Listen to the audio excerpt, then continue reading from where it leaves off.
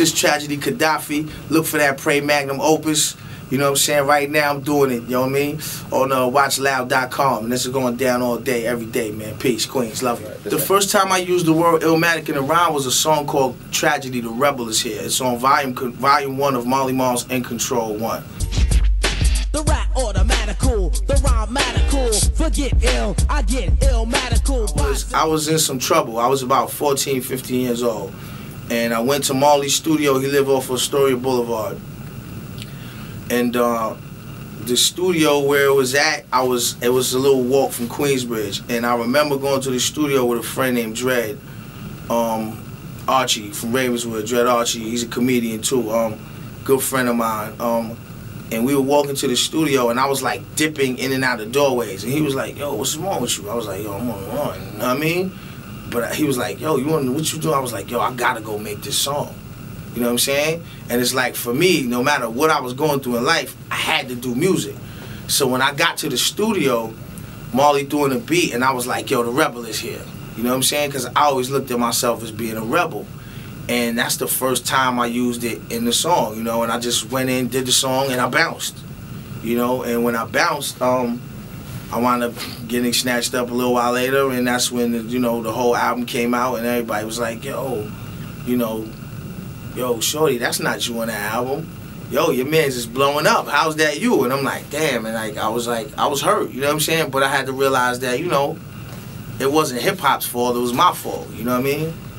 But that's the first time I used the word. Yeah. Do I feel that the word Illmatic, which is like more like a cornerstone in Nas's career, was used in a way that would make me feel some type of way about Nas? Yeah, initially I did, but it wasn't based on the word or the term, because to be real, we're gonna keep this all authentic. I actually got it from an OG who was named Illmatic Ice. It's not that I said I'm gonna make this word up. But I was in the streets so much that when I even heard his name, I was like, forget ill, I'm gonna get Illmatical. Like, his name was Illmatic Ice. So I took it and made it into a rhyme. The same way, for instance, like, you know, when certain terms came out, you know, when certain terms came out, hip-hop became the voice of a generation and was able to magnify those terms because a particular artist had a voice to do it.